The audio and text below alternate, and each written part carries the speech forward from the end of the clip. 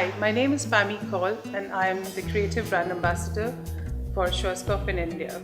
I'm here to share with you some tips and tricks on hair updos. So let's start with then, and I'll go along. As I go along, I will tell you what products we're using and how we use them for a good finished result. Let's start with prepping the hair, which is the most important part in hair updos, which most of us forget. If your prep is good, the outcome of your hairstyle is excellent. I always recommend my clients to shampoo their hair a day before. A day old hair are always much better to work on. And also the most important thing that I would like to add out here is that when you shampoo your hair, the natural oils get stripped. Give it a day for the natural oils to come back, or if you are shampooing it on the same day as you're doing your hair updo. So I would suggest my clients to use Bonicure oil, which lends back the moisture to the hair and helps in giving that soft, voluminous look to the hair. Yeah, the second step that I recommend to do is to put all the hair up in Velcro rollers or heated rollers when the hair are half moist, and place the head under hood dryer if you wish, or you can leave it to dry on its own also if the client has got time. And now this helps in giving root lift, and which so helps the hair updo, and it also gets the hair working in one direction, which is so easy then to put up. Now the roller set has given me the liberty to handle the hair the way I want, because they're all falling into one direction, and it's given a perfect root lift. Right. So we start off with the hair updo now. The next step would be to do an ear-to-ear sectioning, starting from one end and moving on to the other end.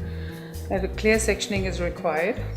The way I put my ponytails up is I don't use a normal elastic, because it corrodes on your cuticles and your cuticles get damaged. So this is the best way to do a ponytail. You just get these elastic bands, which you can find at one of the embroidery shops.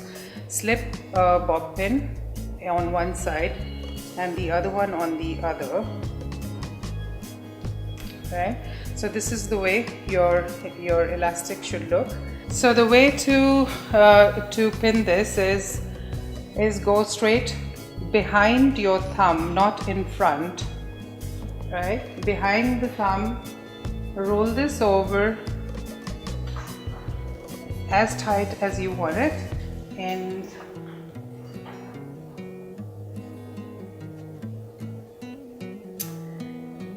bring the bob pin halfway up, halfway out, and then behind the thumb, push it in, right? Tighten it. If I want to pull this out, it is so easy for me to do it. All I need to do is take out one grip and it's undone. Yeah. So in the front, I always suggest the brides or the people who come for hair updos that if they are going for all hair back, they must allow me to do 3 sections, because this gives you a better grip on the hair, right? And you get a very nice smooth finish, right? So I always leave this bit in the front.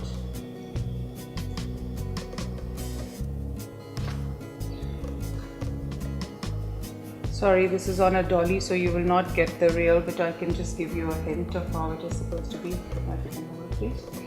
Yeah, and then I take this bit of hair. I can create my own. Now the way to do back comb is to take the hair right to the roots, right? It's easier to undo the hair if you go doing back combing like this, right? And the way to undo your back combing is so easy with this, right? You can easily take it off. This is the way I normally do the backcombing. Normally if I don't want to use a padding, then I make a padding out of this and I put the hair up, and that's it, the hair are done. I create my own paddings, and which I will show you in a bit. I'm going to teach you how to make your own paddings at home, and which are so much easier, economical, and much better to use than what is available in the market out here. So these are the plaits that you get in the market, and I'm sure each one of us know what it is. So what I suggest to do is to take how big the padding you want to make. If you want a big padding, then you can cut it from here, tie it on one side, and backcomb from the other side, and make a bunch like this, right? All you need to do is fluff it up with your hands so that the padding is softer. I somehow cannot work with what is available, so this is what I learned at the Patrick Cameron school. And then I take a net, how big I want the padding to be, and stuff it in. I just want to cover the front. Now I'm using an invisible pin for this. Just take it out and hold it in from one side, and then push it into the other. Just take one or two and your padding is ready. You can make them before, keep them in your kits, your hair kits. This is the most beautiful thing to add to your hair kits. Press all these in, so you have your padding absolutely soft, beautiful, and the pins can easily get into them. You don't have to struggle to push the pins in, right? So after the sectioning, what you need to do is just backcomb this lightly, very lightly, so that the padding can hold, and take another section and make the padding sit in between this area. I always make sure that when I put the pins, right, it pulls the net out and then gets into the skin, right? It gives complete strength to the padding to sit on the head for longer hours, and just 4 pins are more than enough, because this is, especially if you're a bride, you have to wear the dupatta for the entire day, and this is how it sits, very, very beautifully. And now this is where I would use my hero product, Osis. This is beautiful, sits very beautifully on the hair and doesn't give that build up or that. Just spray lightly. Also, one more thing, when you're spraying, you have to keep it away from the hair, and spray very gently, and then comb it. Also, like you open the socks, make sure you work on the padding this way, right? Very, very gently.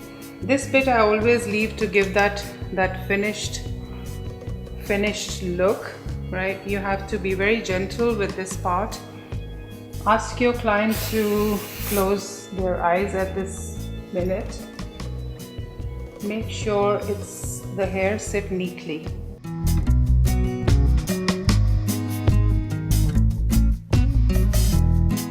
So after holding the section,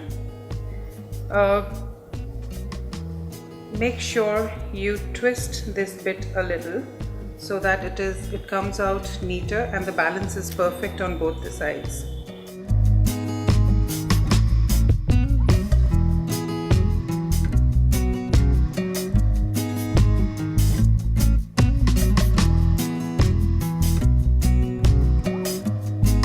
So neatly comb the hair and make it sit where you have made the first pinning.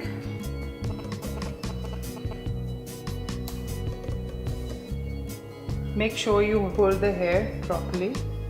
in one place, cross it. Do the same to the other section. So if you see, as hairdressers, it's very important to check on the balance.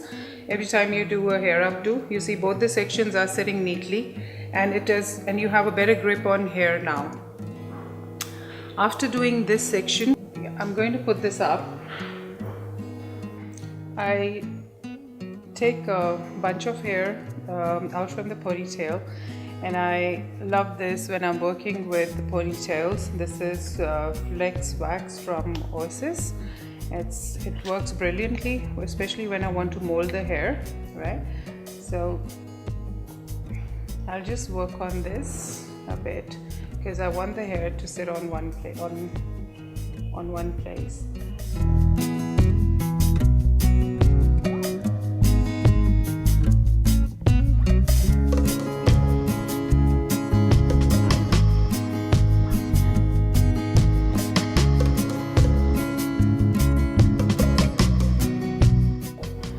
This area is not going to be visible, but still I'll make sure that I put 2 pins. Right? Yeah, so this is a normal plait, and what I'm going to do is I'm going to backcomb it and make a big puff out of this so that it sits out here, and I cover the hair with that. I'm going to show you how to create a puff. So what you do is you just backcomb it, yeah, like this, and go down. So this is how I have backcombed the plait. So the way you do it is you hold it upside down and start and go right till the end, and whatever these little tails are left, just push them down, yeah, for that round look, right? The more strong you want the padding to be, right, make sure you keep on fluffing it down, right? Fluff it up with your hand so that it doesn't give a very heavy look. And once you've done it, if you really want the padding to be stiff, then what you need to do is dust it, yeah, and it'll hold the padding for a long time together. Work it into the hair like this.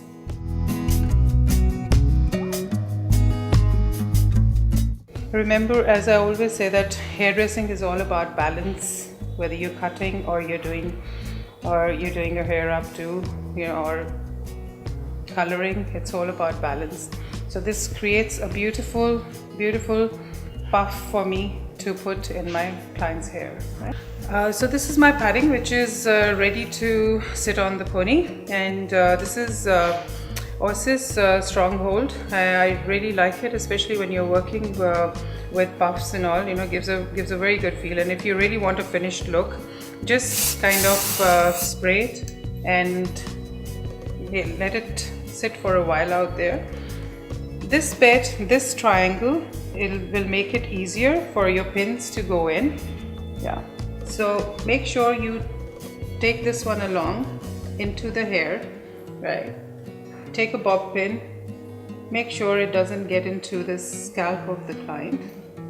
So once you make the padding sit properly on the head, don't put too many pins. You don't need too many pins. Just need to secure the puff.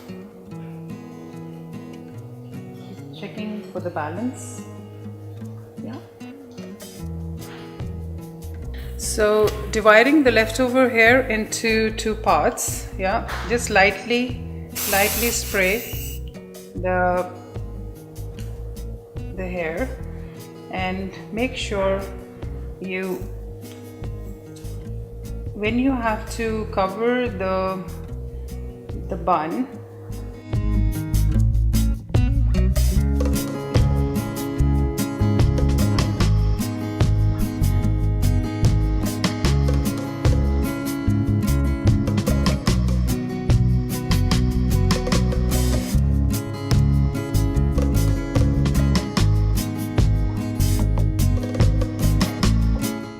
secure the ponytail with the U-pin.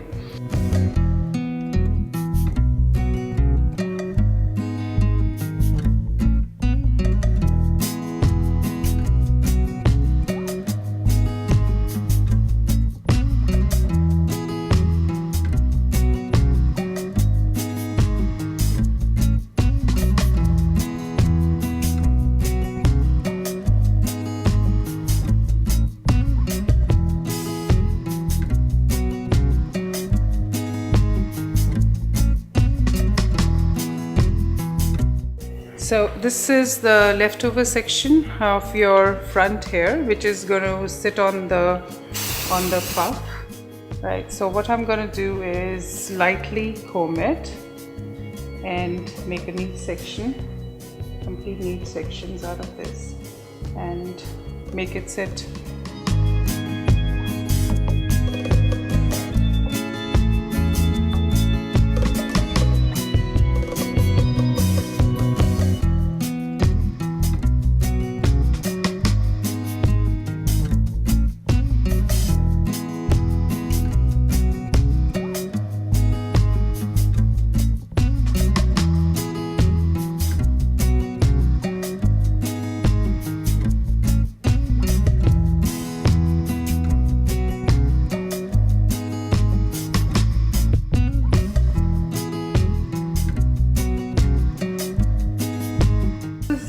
How I'm now finishing it. So this is the front part and these are the two sides, and if you see, there is a neat section out here. The entire and the hair updo looks like this.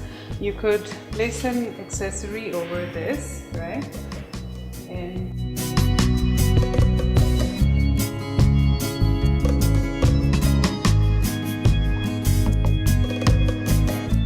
yeah, so I'm gonna finish with the sparkler finish, which is the light hold.